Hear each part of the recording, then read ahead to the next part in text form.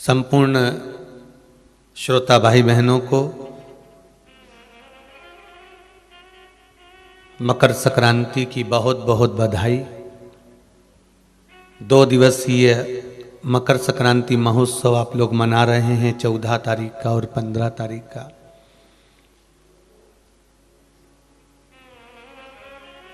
अब बड़ा भ्रम है लोगों को, कोई कहे कि 14 को मनाए कि 15 को मनाए, बड़ा भ्रम है महाराज।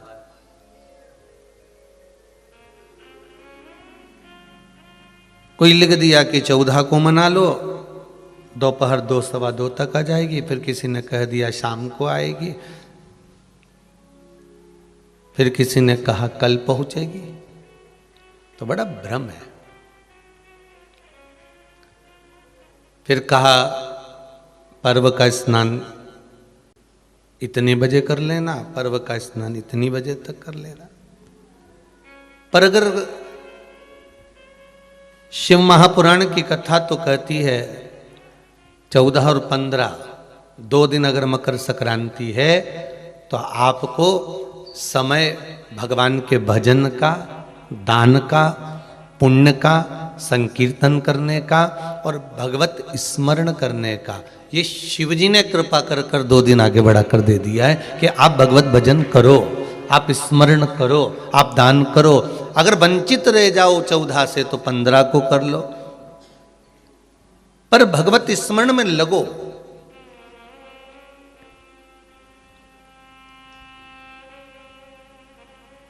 ये जरूरी नहीं कि मकर संक्रांति आएगी तभी तुम गंगा नहाओगे।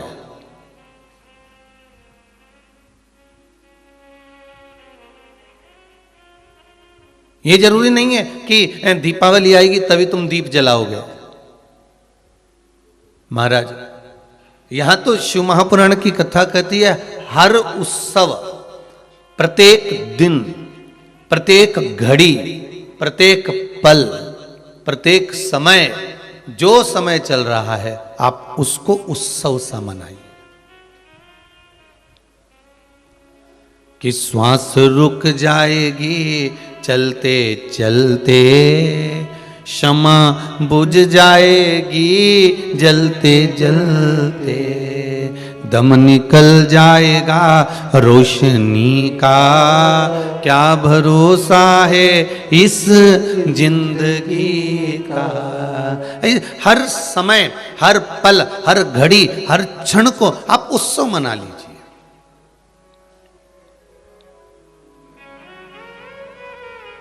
प्रत्येक क्षण को आप उत्सव में लीजिए,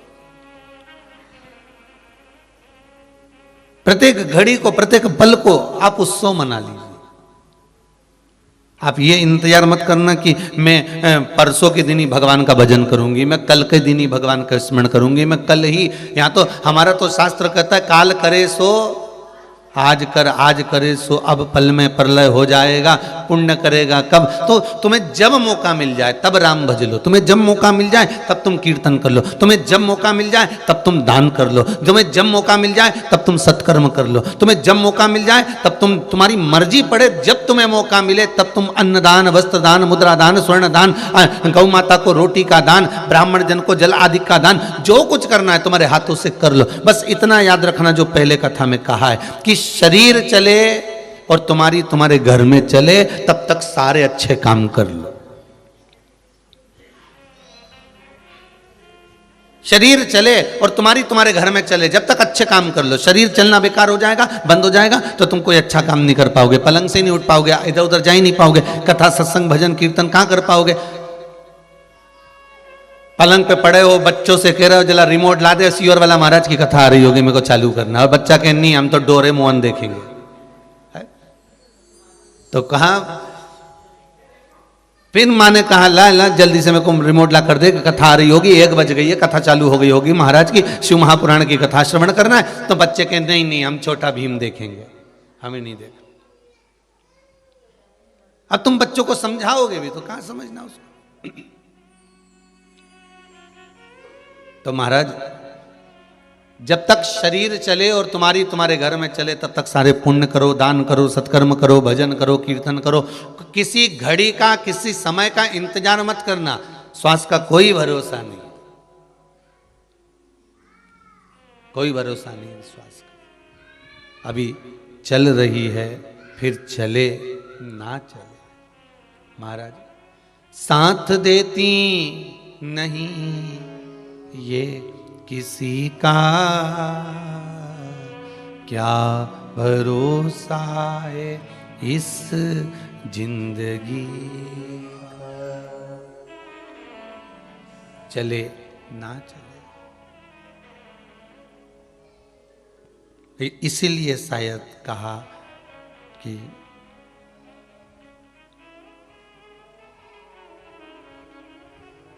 वो कहते हैं ना कि तेरा पल पल बीता जाए, मुख से जप ले नमः शिवाय, ओम नमः शिवाय, ओम नमः शिवाय, ओम नमः शिवाय, ओम नमः शिवाय। ये मौका मिला है भगवत स्मरण करने का, भजन करने का, कीर्तन करने का, मंत्र जाप करने का, ये मौका मिला है, इसको त्यागना नहीं है हमको।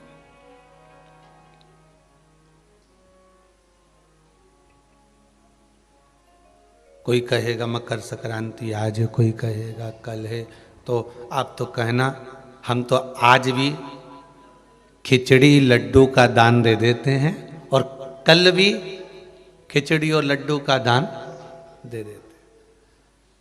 तो कि दो दिन देने से कौन सा फायदा है? तो कि भगवान समझ जाएगा, जिस दिन का होगा उस दिन मान लेगा। हम दोनों दिन, बहुत चतुर लोग होते हैं जिनको टिकट करवाना होता है ना रेलवे का, वो बहुत चतुरता अपनाते हैं महाराज जी। अगर स्लीपर का डाल देते हैं, कई स्लीपर का डाल दो, अगर और फिर एसी का डाल दो, सेकंड एसी का डाल दो, थर्ड एसी का डाल दो। जब सेकंड एसी थर्ड एसी का टिकट तो क्लियर नहीं है, मम्मी इसमें टिकट नहीं मिल रहा, वेटिंग चल रही है, तो क्या स्लीपर का भी डाल दे। अगर क्लियर हो गई तो इधर और नहीं हुई तो उधर, तो डाल।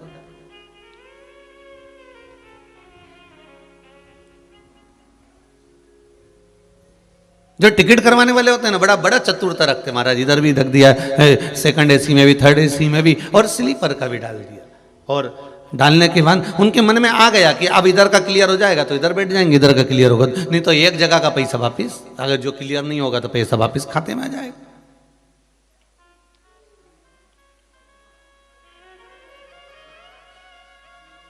महाराज जब मौका मिल जाए आपको, जैसा मौका मिल जाए, उस भाव में आप भगवान का भजन। दान का कोई समय नहीं है, भजन का कोई समय नहीं है, स्मरण का कोई समय नहीं है, पुण्य करने का कोई समय नहीं है।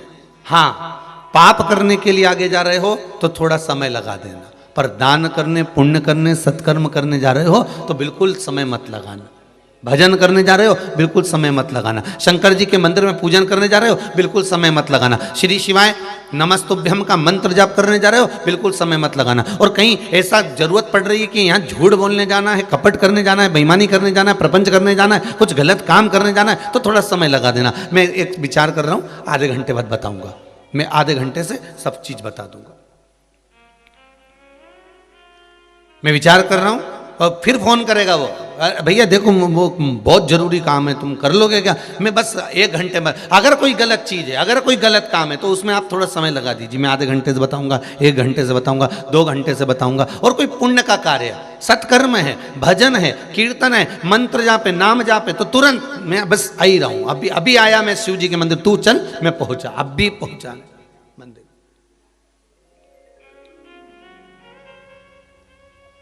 राम राम रटते रहो जब तक घट में प्राण, कबहु तो दीन दयाल के भनक पड़ेगी। अब रटते रहो भगवान का भजन, स्मरण करते रहो। आवाज पकड़ रहा थोड़ा, भगवत भजन में लग जाओ, भगवत स्मरण में रम जाओ। महाराज शिव महापुराण की कथा कह रही है।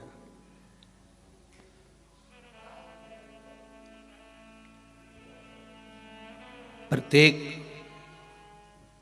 पवित्र नदी पर अगर आप जाएंगे, प्रत्येक पवित्र नदी पर, आज मकर संक्रांति का पर्व है, आज और कल 2 दिन, प्रत्येक नदी पर, प्रत्येक पावन नदियों पर आप जाएंगे तो वहां पर एक घाट मिलता है, जिस घाट का नाम होता है राम घाट।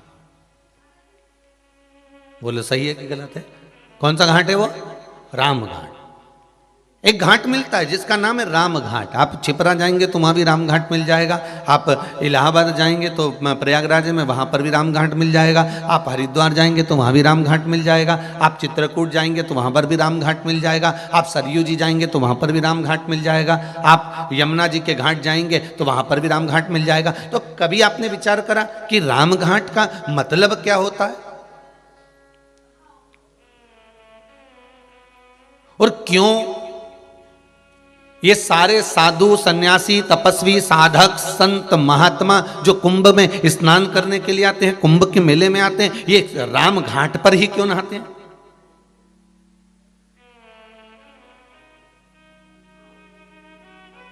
कभी मन में विचार करिएगा कि राम घाट क्यों?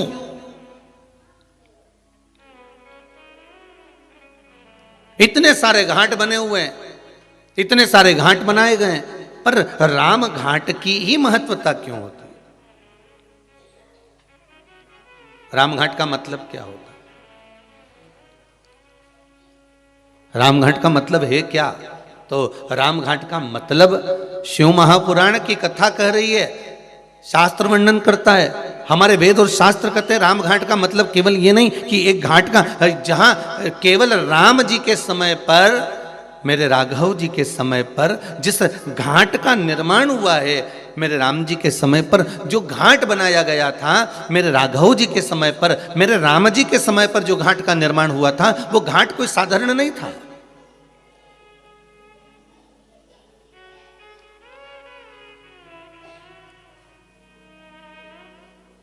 पूर्व में जितने घाट बने हैं, पूर्व में जितने घाटों का निर्माण हुआ है, उसके आगे भी, उसके पीछे भी, तो जितने घाट बने, मेरे राघव जी के पहले भी, राघव जी के बाद भी जितने घाट बने, सारे घाटों में महाराज, सारे घाट अलग अलग बनाए जाते थे। ब्राह्मण के लिए ये वाला घाट है, क्षत्रिय के लिए ये वाला घाट है, वैश्य के लिए ये वाला घाट है, शूद्र के लिए ये वाला घाट है, अन्य जीव यह घाट पर जाएंगे, महाराज पशु इस घाट पर जाएंगे, पक्षी इस घाट पर जाएंगे।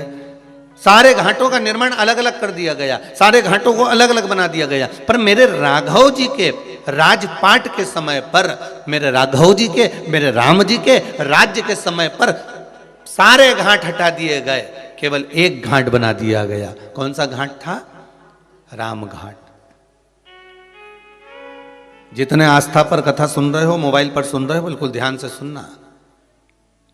मेरे राम जी के समय पर सारे, ना ब्राह्मणों के लिए, ना क्षत्रिय के लिए, ना वैश्य के लिए, ना शूद्र के लिए कोई घाट अलग नहीं, कि पशु के लिए, कि पक्षी के लिए कोई घाट अलग नहीं। मेरे राम जी के समय पर एक घाट होता था, वो था राम घाट, अर्थात सातों जात का जीव उस घाट पर जावे और भगवान की भक्ति में डुबकी लगावे। राम कथा, शिव कथा, कृष्ण कथा, भागवत कथा, रामचरित मानस, विष्णु कथा, देवी कथा, ये 33 कोटि देवताओं के जितनी कथा है, ये राम घाट की तरह है कि यहाँ केवल एक के लिए नहीं, कि ब्राह्मणों के लिए है, कि ये क्षत्रियों के लिए है, कि ये वैश्यों के लिए है, कि ये शूद्र के लिए है, ये सातों जात के लिए। शिव महापुराण की कथा, राम कथा सातों जात के लिए, कृष्ण कथा सातों जात के लिए।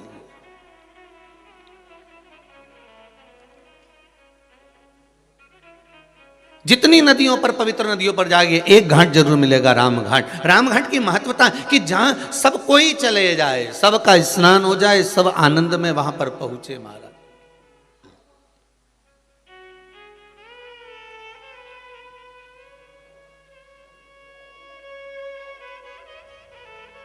वो घाट है राम घाट महाराज, जहां पर जो स्नान करे प्रेम वश करे, प्रेम। सीता राम कहो,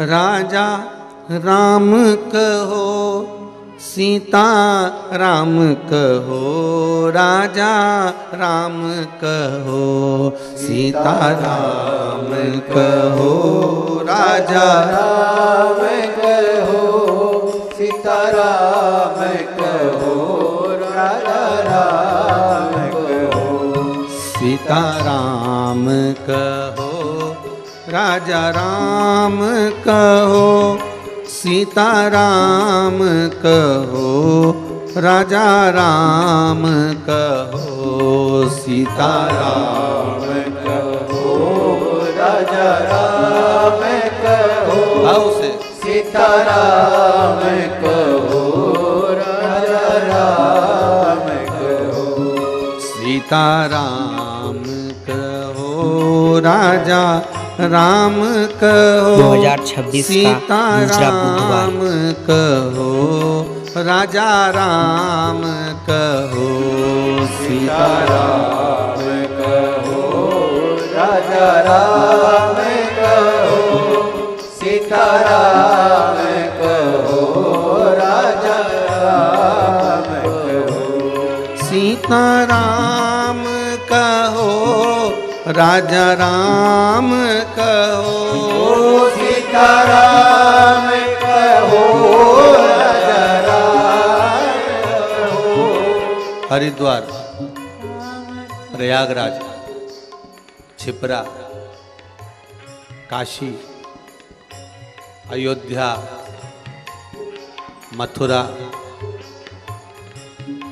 सारी पवित्र नदियों में आप ये भाव रखकर कीर्तन करना कि आज मकर संक्रांति का स्नान हम राम घाट पर कर रहे हैं।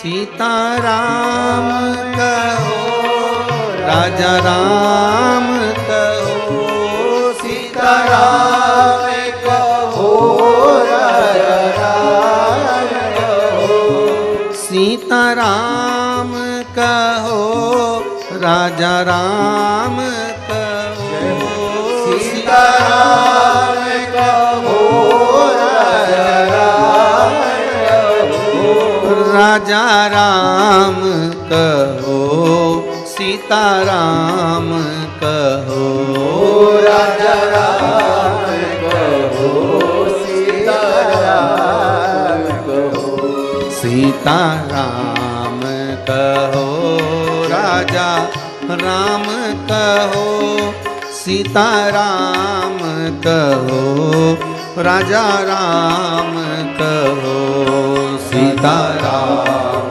कहो, राजा राम कहो, सीता राम कहो, राजा राम कहो, भाव से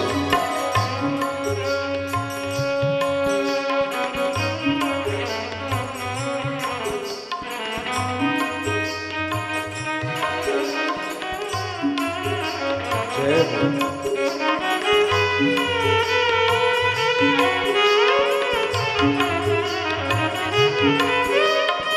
शंभो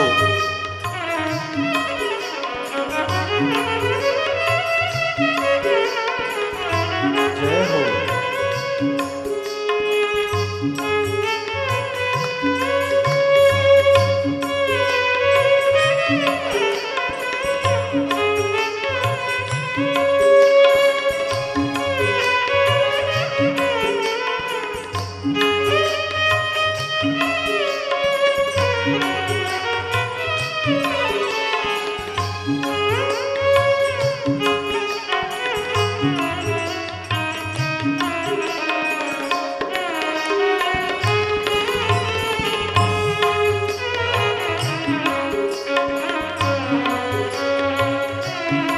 जय हो।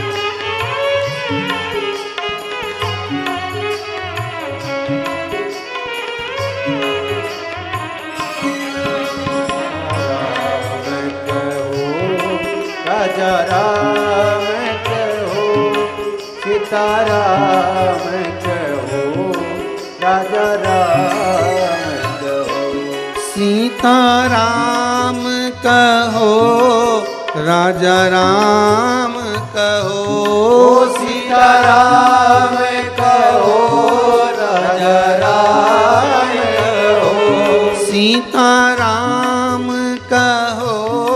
राजा राम कहो, सीताराम कहो, राजा राम कहो, राजा राम कहो, सीताराम कहो, राजा राम कहो, सीताराम कहो, हो सीता राम कहो, राजा राम कहो, सीताराम कहो, राजा राम कहो, सीताराम कहो, राजा राम कहो, सीताराम कहो, राजा राम कहो, सीताराम कहो, राजा राम कहो,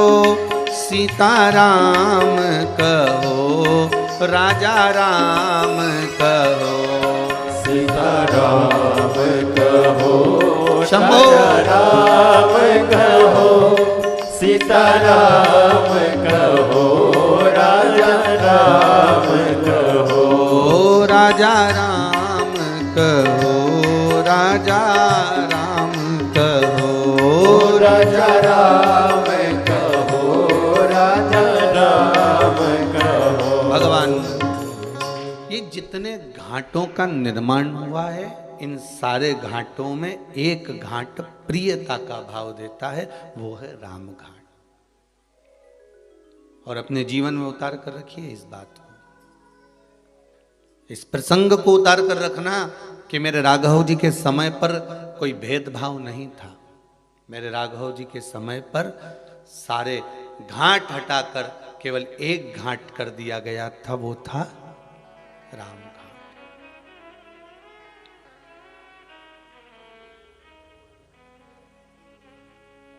नहीं मालूम हमको, हम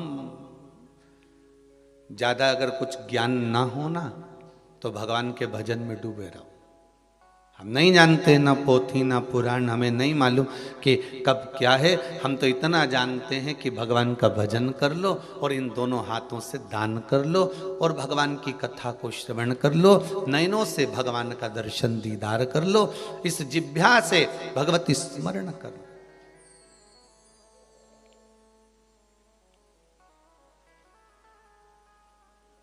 महाराज एक बार नामदेव जी महाराज जी से पूछ लिया था। संत श्री नामदेव जी महाराज जी से किसी ने पूछा, गुरुजी ये बताओ कि तुम कहते हो कि भगवान का भजन करो, भगवान का भजन करो, भगवान का स्मरण करो, भगवान का भजन करो, स्मरण करो, भगवान का नाम लो, पर भगवान तो हमको कभी दिखता ही नहीं है। भगवान भी तो नजर आना चाहिए कि भगवान है कहां आखिर। नामदेव जी ने कहा अपने चेले से, जा एक जरा लोटा भर लिया और थोड़ा एक कटोरी में नमक लिया। अब चेला गया, एक लोटा पानी भर लाया और एक कटोरी में नमक लिया है। नामदेव जी महाराज ने कहा नमक इसमें डाल दे और चम्मच से हिला दे उसको, और नामदेव जी के कहने से पानी में डाल दिया, हिला दिया। अब नामदेव जी महाराज बोले, ये बता इसमें नमक कहीं दिख रहा है? अरे गुरुजी आप भी ऐसी बात करते हो, कटोरी भर के नमक डाला तो था जब दिख रहा था, पानी में दिख रहा है क्या कि नहीं? अब पानी में नजर नहीं आ रहा ना, तो अब एक काम कर, चक्के बता कि नमक है कि नहीं। उसने पानी को मुख में लिया तो क्या गुरुजी इसमें तो नमक है। पानी में नमक नहीं दिख रहा है पर चखोगे तो नमक का स्वाद आएगा। अब गुरुजी ने कहा एक काम कर, इसको पानी में उकाल, इस पानी को गर्म कर ले, उकाल ले। और पानी को जो उकालना चालू करा, गर्म करना चालू करा, वो पानी धीरे धीरे धीरे धीरे भाप बनकर उड़ गया और पूरे भगोने में, पूरी कढ़ैया में सफेद सफेद छोटे छोटे नमक के दाने रह गए। गुरुजी ने कहा अब क्या दिख रहा है? तो क्या गुरुजी नमक के छोटे छोटे कण है। गुरुजी बोले बस नामदेव जी कहते हैं परमात्मा है, परमात्मा है और इस शरीर में घुला हुआ है।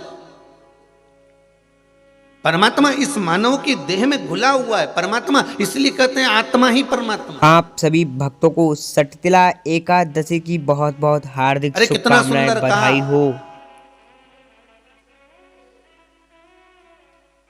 किसी को झूठ बोलकर और किसी के साथ में छल कर किसी को धोखा देकर, ये मत समझना कि ये मूर्ख है। किसी के साथ झूठ बोलकर, किसी के साथ छल कर किसी को धोखा देकर, ये मत सोचना कि ये मूर्ख है, ये पागल है, इसमें अक्ल नहीं है। अरे भाई, वो मूर्ख नहीं है। ये विचार करना कि ये किसी को धोखा दो और किसी का झूठ बोलो उसके सामने और छल करो, धोखा दो, तो ये मत सोचो कि ये मूर्ख है, समझता ही नहीं है। बल्कि ये सोचो कि उसने विश्वास कितना करा होगा आपके ऊपर कि सर्वस्व आप पर छोड़ रखा था, सर्वस्व छोड़ रखा था। वो मूर्ख नहीं है, उसका विश्वास है। एक पति पत्नी को जानकर ये विचार ना करे कि ये मूर्ख है, इसमें तो अक्ल नहीं है। नहीं, पूरा परिवार छोड़कर आई है वो, पूरा घर परिवार कुटुंब कबीला सब छोड़कर आई।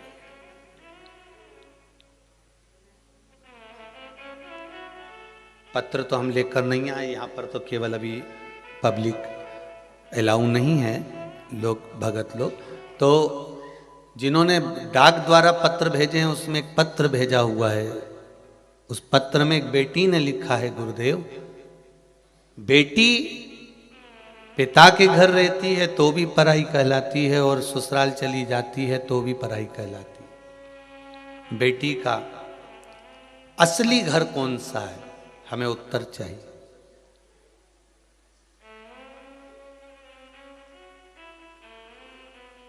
उसका सही घर कौन सा है?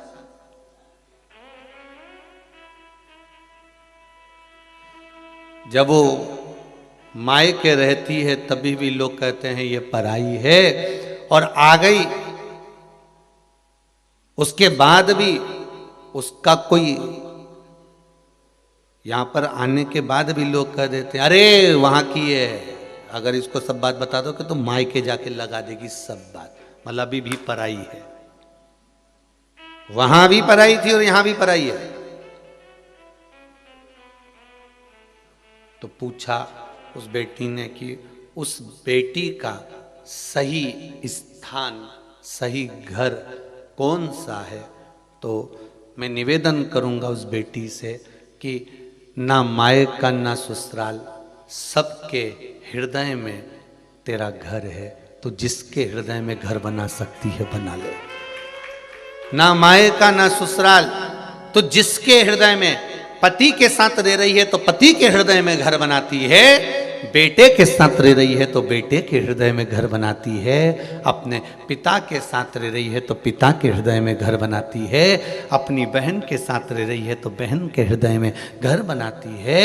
वो विचार करो, तुम्हारा पति और तुम्हारे पिता तो एक या दो मकान बनाते हैं और उस पर अपना नाम लिख देते हैं, पर तू जब किसी के हृदय में घर बनाती है तो नाम नहीं लिखती, अपना हृदय ही उसके नाम कर देती है। ये चित्त, कोई घर तुम्हारा नहीं, ना मायका ना ससुराल।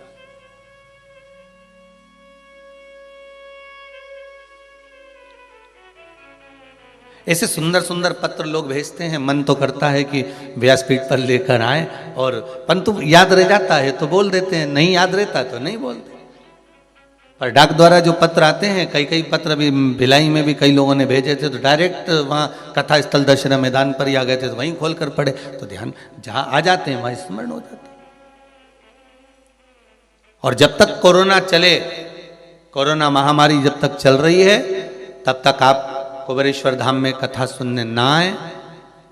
आपका अगर कोई पत्र है, कोई भाव है आपका, तो आप भेजो लिख कर, कोई वो नहीं है, आएंगे तो हम व्यासपीठ से भी बाज देंगे आपको, कोई दिक्कत वाली बात। पर उस भाव को प्रकट, शंभु शरणे पड़ी मांगू घड़ी रे घड़ी दुख काटो दया करी न दर्शन आपो। तो निवेदन है, किसी के साथ झूठ करना, किसी को धोखा देना, किसी के साथ छल करना, तो ये विचार मत करना कि वो मूर्ख है, वो पागल है, उसमें अकल नहीं है। अकल बहुत है, पर ये विचार करना कि अकल नहीं, उसका विश्वास तुम पर इतना था, इसलिए उसने ना कुछ देखा ना जाना, बस सब छोड़ दिया तेरे ऊपर और तुमने उसको मूर्ख समझ लिया।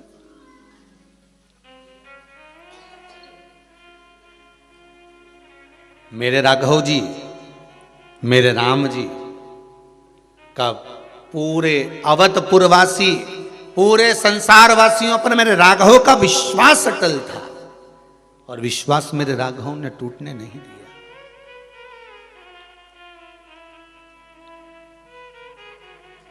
विश्वास मेरे राघव ने टूटने नहीं दिया।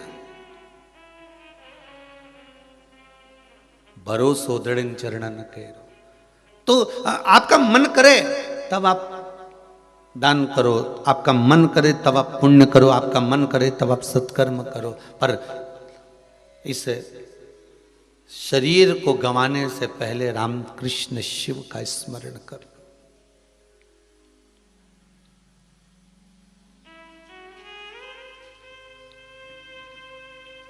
फिर ये जिह्वा हिले ना हिले, नयन दर्शन कर पाए ना कर पाए।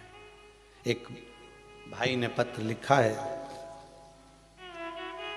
उम्मेश सिंह रजावत, मेरा पत्र पंडित श्री प्रदीप जी मिश्रा को दे देना। पत्र में लिखा है, मिल गया उम्मेश सिंह जी। पत्र में लिखा है, मेरी पत्नी, मेरा परिवार शिव महापुराण की कथा बहुत सुनता है। एक बार मेरे परिवार वालों ने कहा था कि शंकर का दर्शन करने के लिए कुबेरेश्वर धाम जाना। तो उमेश सिंह जी, पहले तो आपको कह दें कि अभी तो शंकर जी बैठा ही नहीं है, ठीक है, पर बाबा का धाम है, बाबा भी राजा है, बाबा का कंकड़ शंकर है यहां।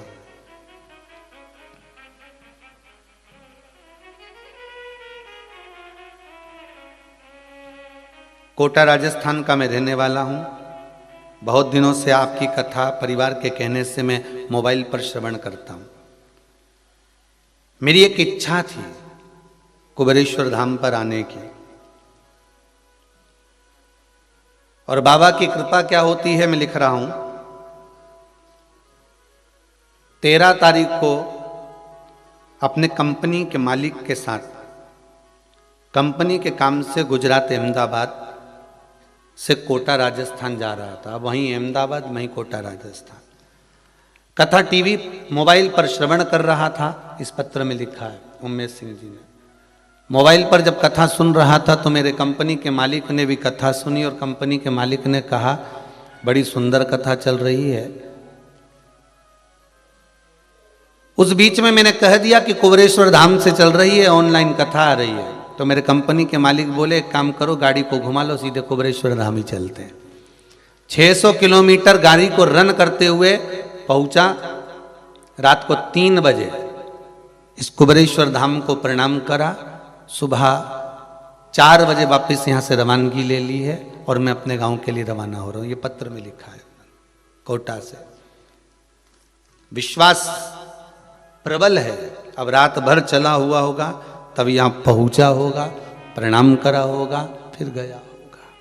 उसने एक पत्र में नीचे लाइन लिखी है, कथा तो हम मोबाइल पर सुन लेते हैं, पर भूमि को प्रणाम करना था, नमन करना था।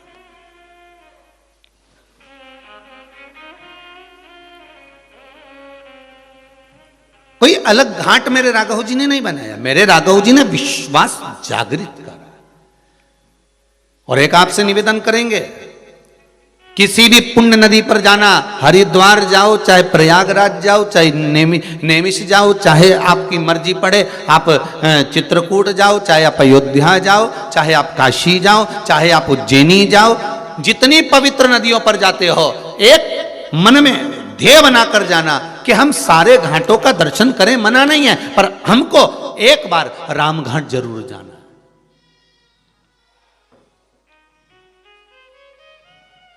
तो लोग कहेंगे गुरुजी वहां तो बहुत भीड़ होती है, भले भीड़ हो, पर एक लक्ष्य बनाकर जाना कि एक बार हमको रामघाट जरूर जाना है। रामघाट क्यों? क्योंकि सारे घाटों में श्रेष्ठतम रामघाट को इसलिए कहा जाता है क्योंकि वहां सारे बंधन टूट जाते हैं। हमारे रामघाट पर क्या है?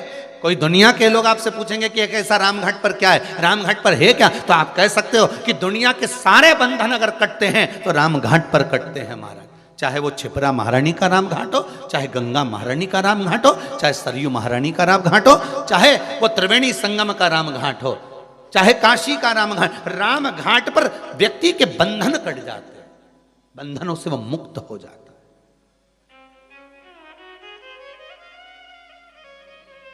गोदावरी के रामघाट पर जाएं, चाहे यमुना के रामघाट पर जाएं, वहां बंधन कट रहा है व्यक्ति का। और बंधन कौन सा? कौन बंधन?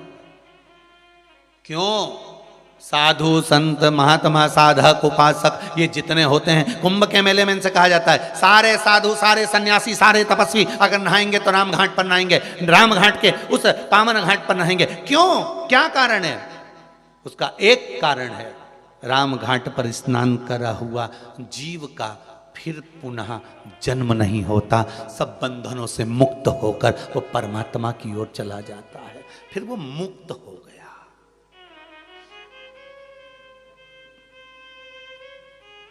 वो मुक्त है। आप सभी भक्तों को मकर संक्रांति की बहुत बहुत हार्दिक शुभकामनाएं, बधाई हो। अरे सारे तीर्थ धाम आपके चरणों में,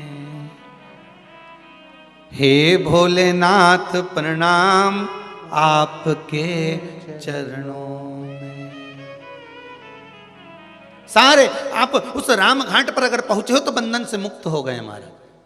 और बहुत बहुत धन्यवाद तीनों यजमानों को, मंगल परिवार, गुप्ता परिवार और शर्मा परिवार को। आज राम घाट की कथा करवा कर आपने लोगों को राम घाट में निलवा दिया है। राम घाट की कथा श्रवण कर कर आपने घाट पर स्नान करा दिया।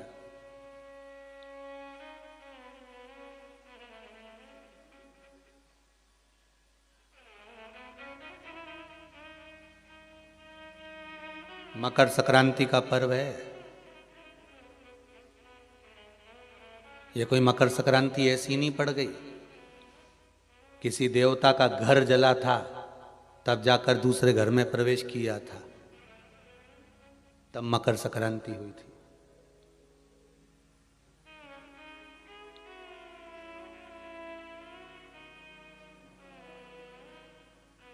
एक बहू ने अपने ससुर का आदर नहीं करा था तो पिता ने बेटे के घर में आग लगा दी थी, केवल क्रोध में।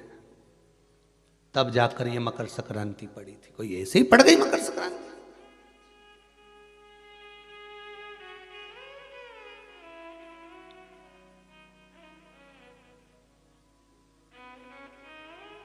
कह दिया आपने तो कि मकर संक्रांति का दान बड़ा प्रबल होता है, पर उस दान की महत्वता क्या है?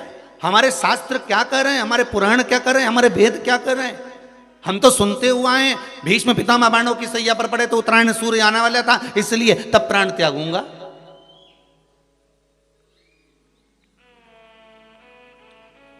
मकर राशि में सूर्य प्रवेश करेगा तब मैं आनंद पाऊंगा, तब मैं दान करूंगा, पुण्य। तो आखिर दान की महत्वता इतनी प्रबल कैसे हो गई? वो तिल की महत्वता इतनी प्रबल कैसे हो गई? वो गुड़ की महत्वता इतनी प्रबल कैसे हो गई? कहीं हमारे यहाँ एक भी मैसेज में ये नहीं लिखा हुआ आया होगा कि शक्कर तिल्ली का दान करो, गुड़ तिल्ली का दान करो।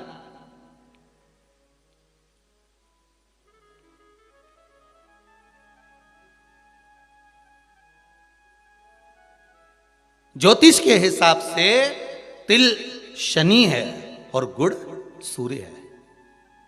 ज्योतिष के हिसाब से तिल शनि है और गुड़ सूर्य है। कोई साधारण सा भाव नहीं प्रगटा है महाराज जी। इस मकर संक्रांति पर केवल लोगों ने कह दिया कि पतंग उड़ा लो, तो कितनी अच्छी बात है, हिंदू धर्म में कम से कम एक दिन दिया, उड़ा लो जितनी मैंने उड़ाओ, पर एक ही दिन उड़ाना रहे और एक ही दिन काटना। बाकी के दिनों में ना तो किसी के बारे में उड़ाना और ना किसी की काटना।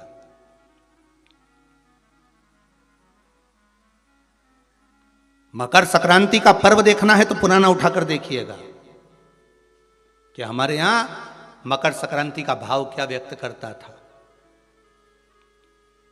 क्या कहता था। ना तो किसी के बारे में उड़ाओ और ना काटो। किसी की बहन बेटी जा रही है उसकी उड़ा दी, कोई का लड़का है तो उसकी उड़ा दी, कोई की सास है तो उसकी, कोई का ससुरा है तो उसकी, कोई गुरु है तो उसकी, कोई ब्राह्मण है तो उसकी, कोई बड़े से बड़ा मठाधीश पीठाधीश संत महात्मा जोगी सन्यासी तपस्वी जिसको तुम जानते तक नहीं, किसी की बहू बेटी को तुम पहचानते तक नहीं, किसी व्यक्ति को तुम पहचानते तक नहीं, एक बार नहीं मिले, बस एक व्यक्ति ने उड़ाई तो इन्हें भी ढील दे के उड़ाई।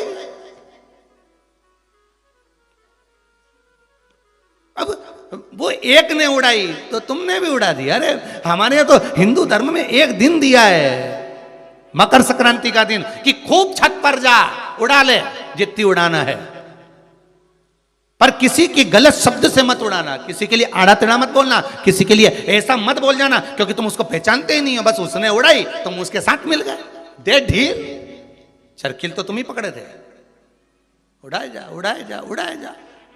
उन्हें उसकी बेटी के लिए कुछ कहा, 4 लोगों ने मिलकर और कह दिया, 5 लोगों ने मिलकर और कह दिया। किसी के बहू के लिए कहा, एक ने कहा, दूसरे ने फिर कह दिया, 4 ने मिलकर फिर कह दिया। किसी के बेटे के लिए कहा, किसी गुरु के लिए कहा, किसी ब्राह्मण के लिए कहा, किसी संत के लिए कहा, किसी साधु के लिए कहा। किसी ने एक संत पर उंगली उठाई, सबने उड़ाना चालू कर दिया। किसी ने एक गुरुजन पे उंगली उठाई, सबने उड़ाकर चालू कर दिया। हम उड़ा रहे, ना तो जानते ना पहचानते, ना देखा ना भाला, ना कभी उससे मिले ना जाने, बस उसने उड़ाई थी और तुमने जरखिल से ढील देके उड़ाना चालू कर दिया।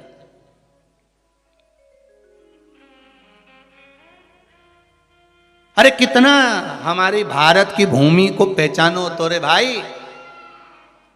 ये वो भारत की भूमि है जहां मोहल्ले में एक दुकान लगी हुई है और एक दुकान की अगर बोनी नहीं होती थी तो दूसरी दुकान वाला अन्न नहीं खाता था।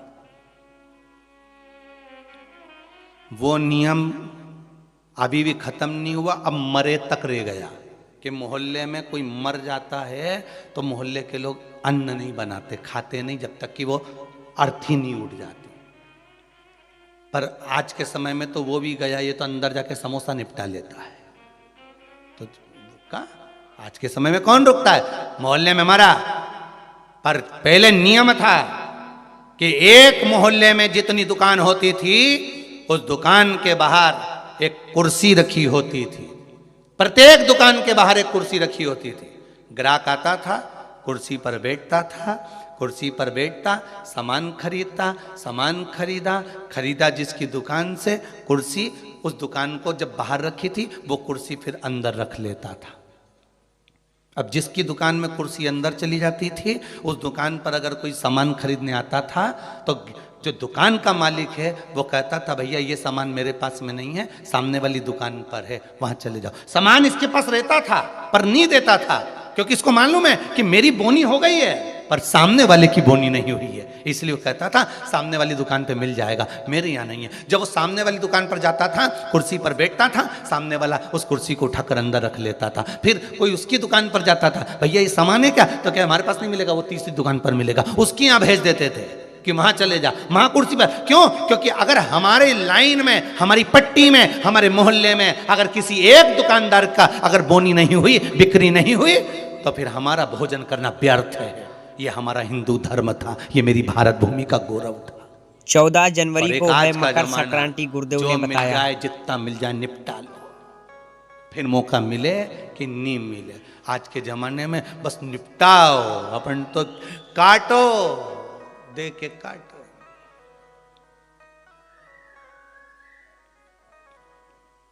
अरे भगवान से भी कहना पतंग उड़े आकाश माने डोर थारा हाथ मां, ओ वल्लभ मारी पतंग ऊंची राख जो।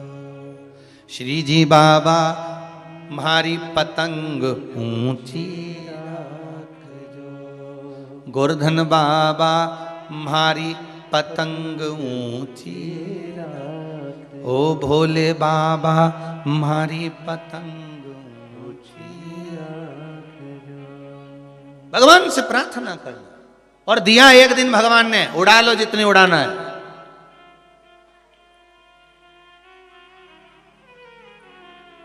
उड़ा लो।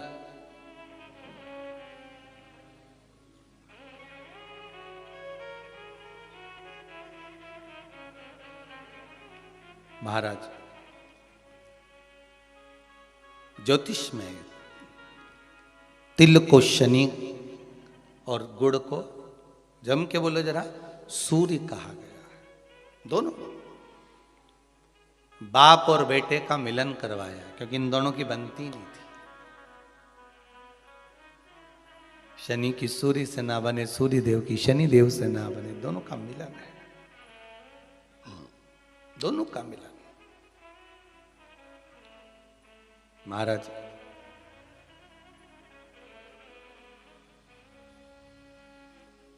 शिव महापुराण की कथा में भाव वर्णन करते हुए मानसरोवर शिव पुराण का स्मरण करें। एक बार सूर्यदेव अपने बेटे शनि के घर गए। शनिदेव का घर है कुंभ।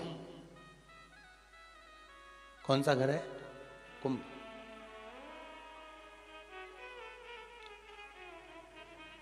एक सरल भाषा में लेना, घर में अगर ससुर आए, घर में घर का बुजुर्ग आए, बड़ा आए, तो उसका आदर होना चाहिए कि नहीं होना चाहिए। हमारी शिव महापुराण की कथा तो यहां तक कहती है कि आपकी उम्र से अगर कोई बड़ा आ रहा है तो आपको खड़े हो जाना चाहिए। यहां तक शास्त्र कह रहा है। कोई आदरणीय आ रहा है, कोई गुरुजन आ रहा है, कोई साधुजन, कोई सन्यासी, तपस्वी, साधक, उपासक, ब्राह्मण जन, घर के कोई बड़े, माता पिता, ताऊ ताई, चाचा चाची, जो घर के बड़े आ रहे हैं, अगर कोई वयो आ रहा है, कोई वृद्ध आ रहा है, अपने केवल घर के ही नहीं, बाहर का भी अगर कोई बड़ा है, आदरणीय है, सत्कार वाला है, सम्मान वाला है, तो उठ के खड़े हो जाना चाहिए।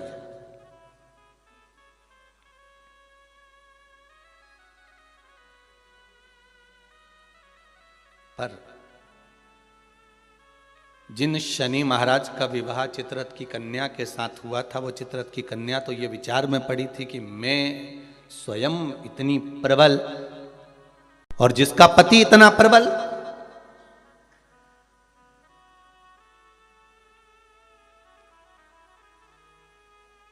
जीवन में कभी अहंकार मत करना। एक बात बहुत बहुत ध्यान रखना साहब, ये जो क्रम है ना, बाहर बहुत प्रसन्न नजर आते हैं, वो भीतर से बहुत रोए हुए होते हैं।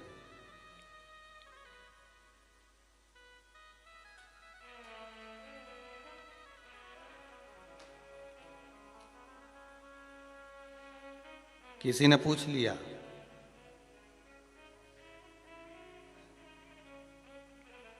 एक बात तो बताओ गुरुजी कि ये शनि महाराज इतना गुस्सा क्यों करते हैं? दुकान पे सेठ जी इतना गुस्सा क्यों करते हैं? रोज करते हैं क्या? जम के तो बोलो, रोज करते हैं? एकादशी के साथ महासंयोग बना मकर संक्रांति मोबाइल पर सुन रहे हो, बड़े ध्यान से सुनना। सेठ जी रोज दुकान पे गुस्सा करते हैं क्या? सर रोज ऑफिस में गुस्सा करते हैं क्या? प्रतिदिन करते हैं क्या? नहीं। कभी कभी सेठ जी को गुस्सा आता है, कभी कभी जो सर हैं उनको गुस्सा आता है, कभी कभी आता है, रोज नहीं करते। बहुत बहुत सावधानी से कथा का स्मरण करिएगा। सर रोज गुस्सा करते हैं क्या? नहीं। सेठ जी रोज गुस्सा करते हैं क्या? नहीं। प्रतिदिन नहीं करेंगे। मालिक रोज क्रोध करते हैं क्या? नहीं। अगर ऑफिस में सर क्रोध कर रहे हैं, ऑफिस में सर क्रोध कर रहे हैं, दुकान पर सेठ जी क्रोध कर रहे हैं, मालिक अगर क्रोध कर रहा है तो रोज नहीं करता। वो कब करता है? जब घर में उसकी कुछ अनबन थोड़ी बहुत, परिवार में भी सबसे अनबन हो तो भी इतना गुस्सा नहीं करेगा, पर वो जगदम्बा के साथ जब अनबन होती नहीं बेरू की, तब फिर तो बिल्कुल फिर कोई नहीं चले। फिर तो वो मुंह उतरा रहेगा, गुस्सा भरा रहेगा, फिर कोई बोला तो क्रोध। तो किसी ने पूछा, गुरुजी ये शनि महाराज को इतना क्रोध क्यों आया रहता है? जब देखो जब शनि जी गुस्से में रहते हैं, हाँ परंतु कभी कभी करते, पर इतना गुस्सा क्यों रहता है इनके पास में? उसका एक ही तो कारण होगा। एक कारण है शनि महाराज के क्रोध करने का। धर्म पत्नी आई शनि महाराज की, सम्मुख में आकर खड़ी हो गई शनि महाराज के,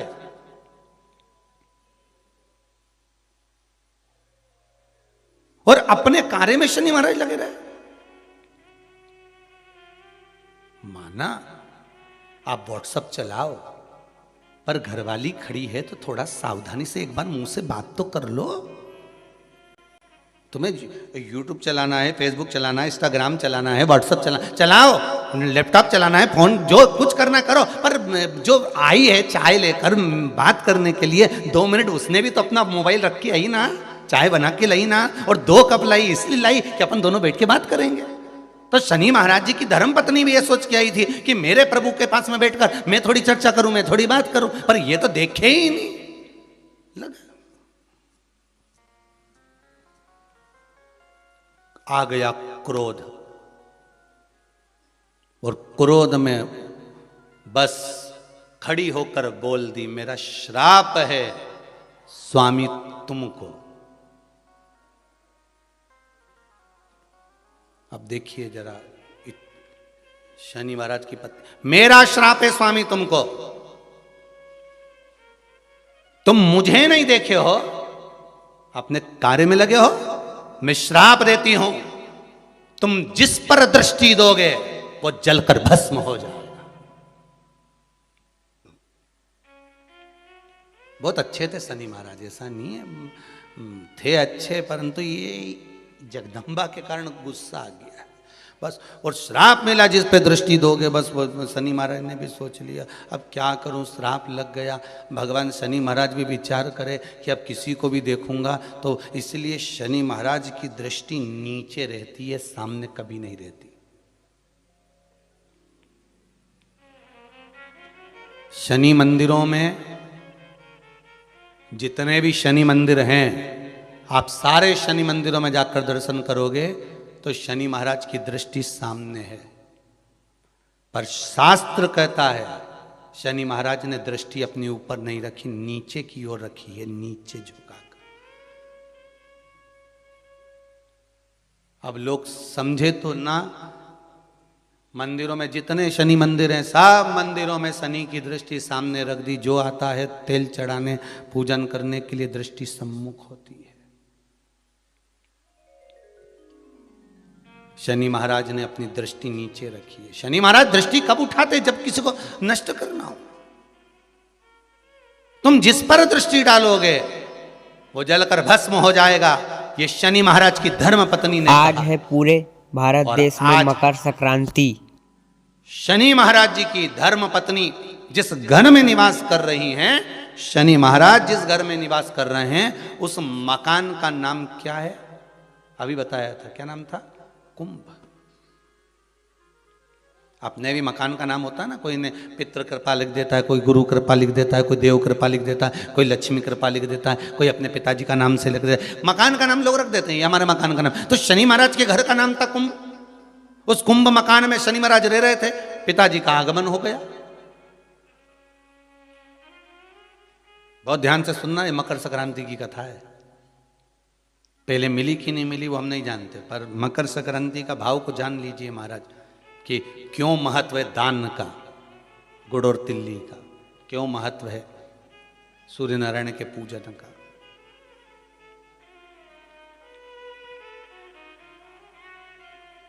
महाराज शंभु शरणे पड़ी मांगूं घड़ी रे घड़ी दुख काटो दया करी ने दर्शन आपो। हे शिव करुणा सागर भगवान ओघड़दानी त्रिकालदर्शी शंकर की कथा कर रही है। भगवान सूर्य नारायण का प्रवेश हुआ कुंभ में, घर में प्रवेश करा। जैसे ही प्रवेश करा शनि महाराज तो उठ खड़े हुए, पर बहू खड़ी नहीं। घर का अगर कोई बड़ा आए, आदरणीय आए, सम्माननीय आए तो उसको आदर देना चाहिए, सत्कार करो।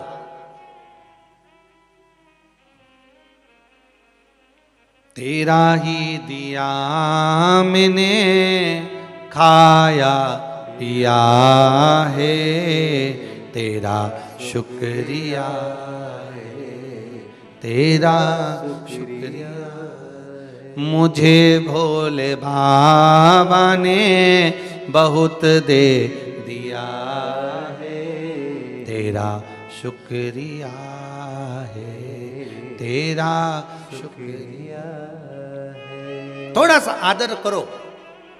अच्छा, दोनों में विचार बड़े विचित्र होते हैं। बहू सोचती है मैं सास को सुधार दूं, और सास सोचती है, जम के बोलो, बहू को सुधार दूं। और सुधरती दोनों ही नहीं है। धीरे धीरे करके सिधर जाती है, पर सुधर नहीं पाती। और कितना सुंदर भाव कहा है महाराज, अपन अपने आप को तो सुधार नहीं रहे, सब कुछ सुधार रहे। हमारे घर में शांति नहीं है गुरुजी, बहुत तकलीफ है गुरुजी। फिर गए किसी के पास में, उन्होंने कहा चलो हाथ दिखाओ, लाओ जरा तुम्हारा ग्रह दशा देखते हैं। और उन्होंने कहा एक काम करो, फिर किसी को बुलाया, कोई वास्तु शास्त्री बाबू आ गए, किसी ने मकान देखा, कह दिया घर बदलो, घर ठीक नहीं है, इसमें कुछ ऐसी चीज है कि तुम बर्बाद हो जाओगे। अब तुमने क्या करा, किसी के कहने पे जम के बोलो जरा, बदला कि नहीं बदला? जब इतनी बड़ी बात कह दी तो भाई घर बदल लिया, ठीक है। अब वो घर बदल के किराए का मकान में चले गए, और किराए के मकान में 20,000 रुपये महीना लगना चालू हो गया। अभी तक वो लग नहीं रहा था ना, अब 20,000 रुपये महीना किराए के मकान में लगना चालू हुआ। और जो 20,000 रुपये लगना चालू हुआ, थोड़े दिन तक तो थोड़ा लगा कि हाँ थोड़ी शांति है, 2 महीना 4 महीना 6 महीना ऐसा लगा, खूब शांति आ गई। महाराज बिल्कुल सही किया था, एकदम बढ़िया बोला था। अच्छा वो अपन ने घर छोड़ दिया। और 2-4 महीने जब 20,000 रुपये देने फिर जो झगड़ा चालू हुआ, मकान मालिक बोला 20,000, गैस की टंकी, बच्चों की फीस। पहली बार मकर संक्रांति के साथ आज एकादशी पड़ी। बस वैसा उफान जो आया, अब फिर किसी की आ गई। महाराज शांति नहीं बिल्कुल भी, बड़े दुखी हो गए। घर में रत्ती सारा सुख है पर शांति नहीं है, बिल्कुल नहीं है। फिर किसी ने कहा एक काम करो, थोड़े दिन के लिए तुम ये वाला नेकलेस पहन लो, थोड़े दिन के लिए तुम ये धारण कर लो, थोड़े दिन के लिए ये वाले कलर के कपड़े पहनो। ये जब गुरुवार आए तो पीला पहनना, बुधवार आए तो ये कलर का पहनना, काला पहन लेना, ये पहन लेना, वो पहनना। फिर लिबास बदला। अभी क्या बदला था? घर। अब क्या बदला है? लिबास।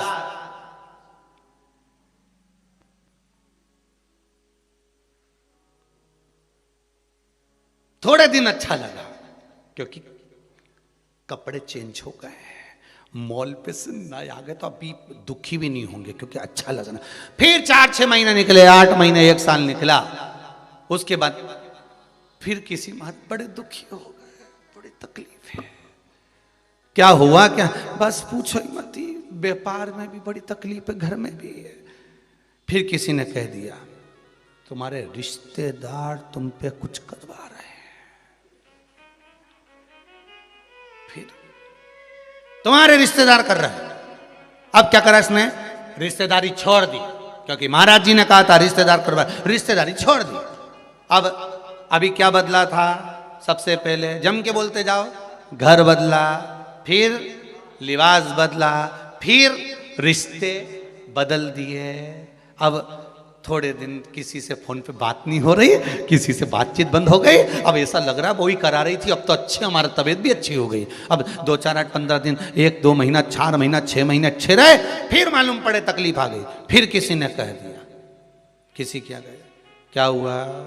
वो तुम्हारा जो सहेली है ना और वो दोस्त है ना तुम्हारा, बहुत वही सब कुछ कर रहा है। अब बचा कुछ दोस्त बचे थे, सहेली बची थी, तो पहले क्या बदला? घर, फिर क्या बदला? लिबास, फिर क्या बदला? रिश्तेदार। अब क्या बदल रहे हो? एक दोस्त छोड़ा, एक सहेली छोड़ी, दूसरी बना ली। पर शिव महापुराण की कथा कर रही है, जब सब कुछ बदल के देख लो और कुछ बदलने के लिए ना बचे, तो अपने पुराने घर में रहकर अपने आप को बदल कर देख लेना। सुनील प्रजापति, गांव धरनावद, बालाजी धाम, तहसील रामगंज मंडी, जिला कोटा। कहीं बैठे हैं? कहीं बैठे हो तो हाथ हिला सकते हैं। कहीं बैठे हो? सुनील प्रजापति, गांव धरनावद, बालाजी धाम, तहसील रामगंज मंडी, जिला कोटा। गुरुदेव सब तरह से हार गए, तब बाबा की शरण ली। एक लोटे जल में क्या है ये बाबा ही जानता है गुरुदेव, हमको तो नहीं लगता। आपसे एक प्रश्न पूछना है, आप बता सकते हो? गुरुजी पहले तो ये बताओ, आप कथा करने वाले पंडित जी तो नहीं हो और ना कथाकार हो, आप सही बताओ है कौन? अब ये तो हम भी नहीं जानते, ये तो बाबा ही जान सकता है, उसके हाथ में है। आप हैं कौन? बाबा, मैंने बाबा पर भरोसा रखकर कथा सुनी और बाबा की कृपा से झोली पसार कर टीवी के सामने बैठती थी, बाबा ने दिया, बाबा कम नहीं दिया। बाबा की कृपा से 5 मई 2023 को मेरे घर में जुड़वा बेटों ने जन्म लिया। मैं बाबा को प्रणाम करने के लिए, इनके फोटो आप एलईडी पर, अगर बच्चे उनको लेकर आए हों तो आप स्टेज पर ला सकते हैं। प्रजापति जी अगर बच्चे आए हों तो उनको ला सकते हैं, नहीं तो एलईडी पर आप इस फोटो को देख सकते हैं। आस्था चैनल पर आप इन फोटो को देख सकते हैं। दूर से अगर दिख रहा हूं तो हमारे हाथ से भी इन फोटो को आप देख सकते हैं। एलईडी वाले और आस्था चैनल गुरुदेव वाले के मुखार फोटो को बिंदु अवश्य से दिखाया करो, आज की जिससे सबको कथा आरंभ हुई। न जाए। अगर बच्चे आए हों तो यहाँ स्टेज पर ला सकते हैं। झोली पसार प्रणाम करना। महाराज लुटा दिया भंडार काशी, कर दिया माला। वो क्या देता है, कैसे देता है, कैसे प्रदान करता है, ये उसके ऊपर है, उसको मालूम, हमें नहीं पता। पर इतना जरूर जानते हैं कि खाली न जाता कोई दर से तुम्हारे, खाली न जाता कोई दर से तुम्हारे, मैं भी खड़ी हूँ बाहें पसारे, अपने हृदय से लगा लो, लगा लो, गिरा जा रहा उठा लो, प्रभु अपने दर से अब तो न टालो, गिरी जा रही उठा लो। बाबा हम उससे कहते हैं वो देता है, क्या नहीं देगा, क्या नहीं प्रदान करेगा। आप उससे कहो तो, दिल से बोलो तो, बाबा हमारा कहा गया लोग कहते हैं क्या भगवान सुनता है? लोग कहते हैं क्या भगवान खाता है? आज के ज़माने में सनातन धर्म पर उंगली उठाने वाले इतनी उंगली उठाते हैं कि लोग कहते हैं क्यों पत्थर के सामने भोग लगा रहे हो। हम उनसे कहते हैं 2 कटोरी आटा सेक कर शक्कर मिलाकर पंजेरी और पंचामृत बनाओ, 1 कटोरी फ्रिज में रख दो, 1 कटोरी भगवान के सामने रख दो। जो फ्रिज में रखा है उसको भी खाकर देखना और जो भगवान के सामने रखा है उसको खाकर देखना, दोनों में स्वाद में अंतर मिलेगा। दोनों के स्वाद में अंतर मिलेगा। सत्यनारायण भगवान की वो आटे की पंजेरी सीरा जरा सा खाते हैं स्वाद आता है। 56 भोग का जरा सा प्रसाद, अन्नकूट का जरा सा प्रसाद, अन्नकूट की वो राम भाजी मिक्स वेज सब्जी पूरे साल बनाकर खाओ, उसमें स्वाद नहीं आएगा। पर दिवाली के बाद जब गोवर्धन पूजन हो जाए उसके बाद खाओ, उसमें स्वाद बढ़ जाता है। एक स्वाद भगवान ने, कोई कहे कि ये तो पत्थर है, कोई कहता है कि ये पत्थर पर दूध क्यों चढ़ा रहे हो, कोई कहते हैं कि पत्थर पर पानी क्यों चढ़ा रहे हो, दूध क्यों चढ़ा रहे हो।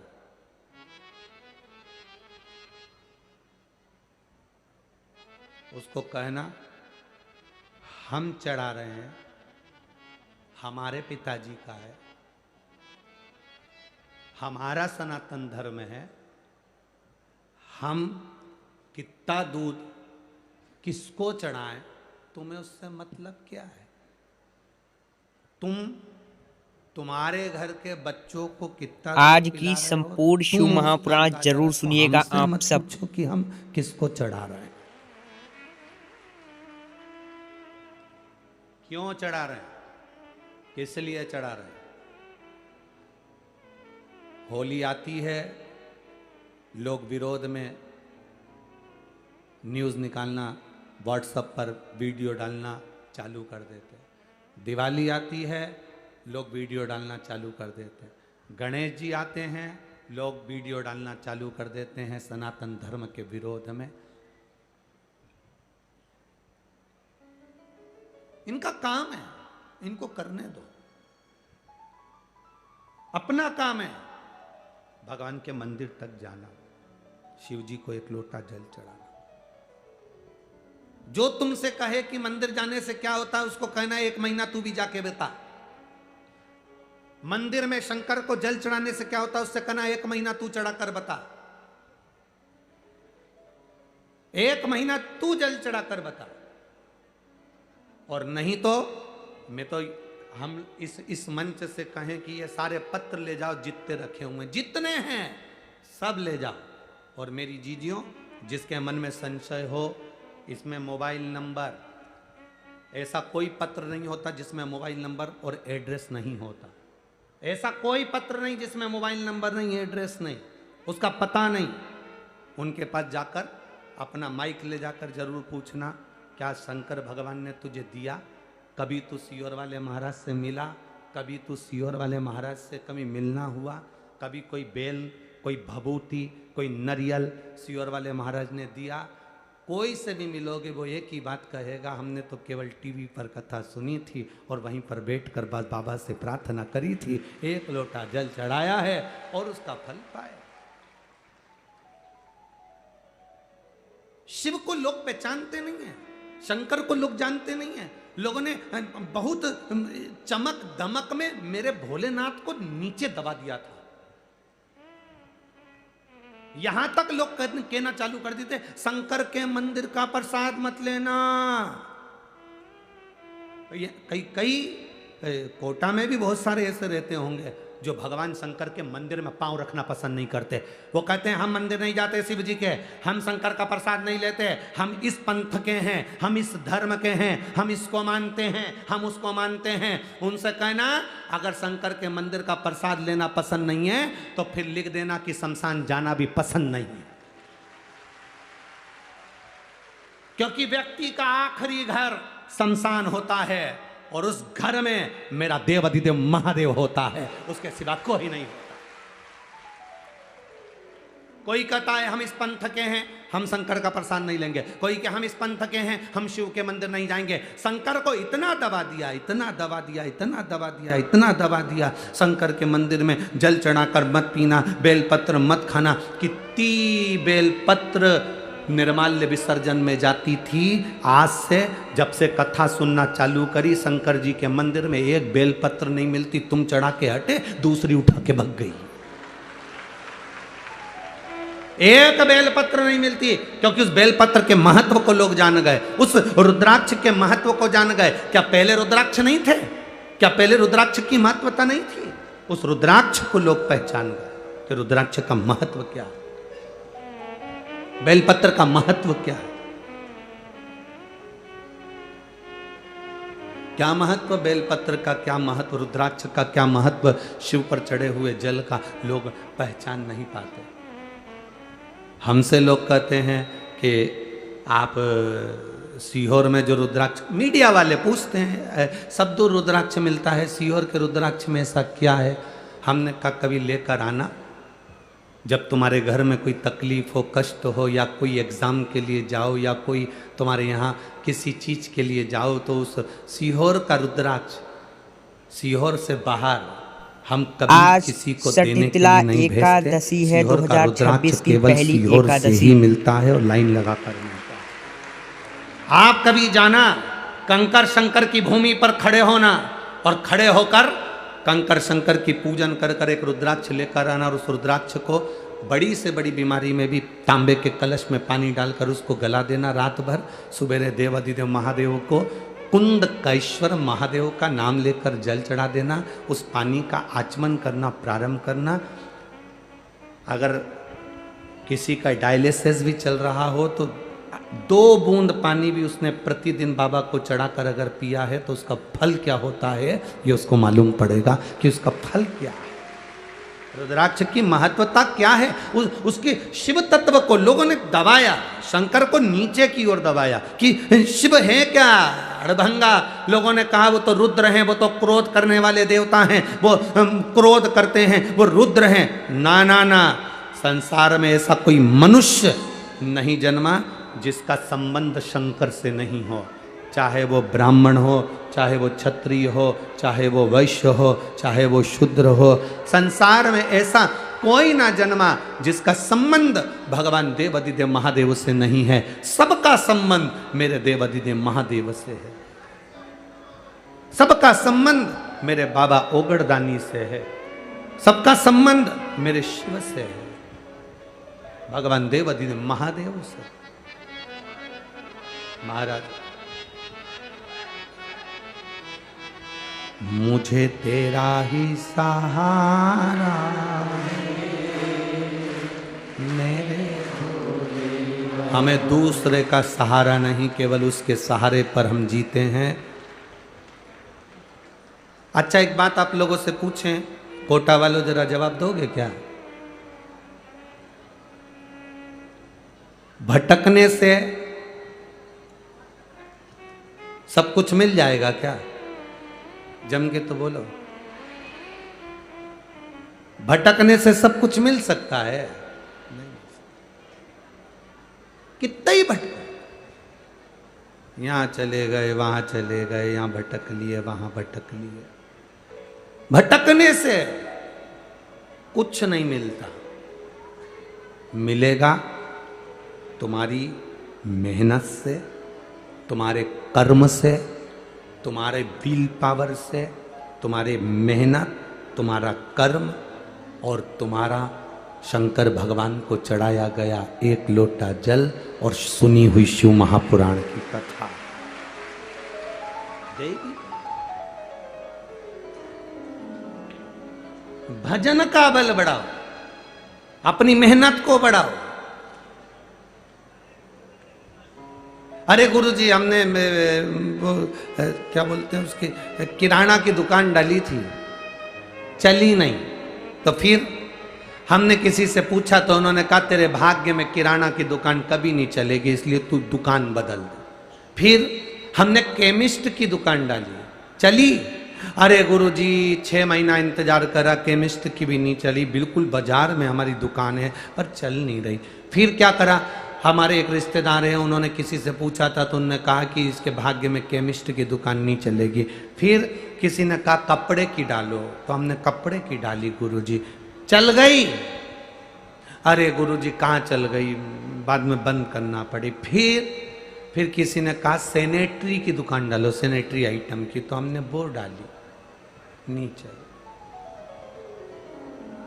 अब गुरुजी आप बताओ हम क्या डालें। हमने कहा तुम 1 लोटा जल डालो। अब आप बताओ हम क्या डालें। अब कौन समझाए ऐसे व्यक्ति को कि तूने कपड़े की बदल ली, किराने की बदल ली, केमिस्ट की बदल ली, तूने सैनिटरी की बदल ली। हमारा शिव महापुराण की कथा कहती है, एक बार भगवान शंकर ने गणेश जी और कार्तिकेय दोनों से कहा जाओ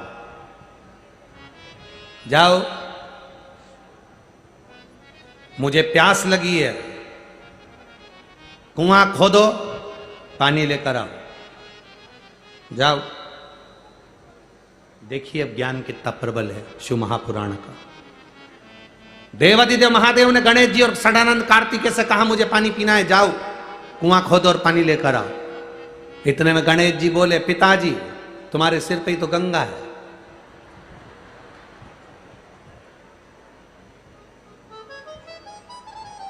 होता है एक लड़का मोटरसाइकिल को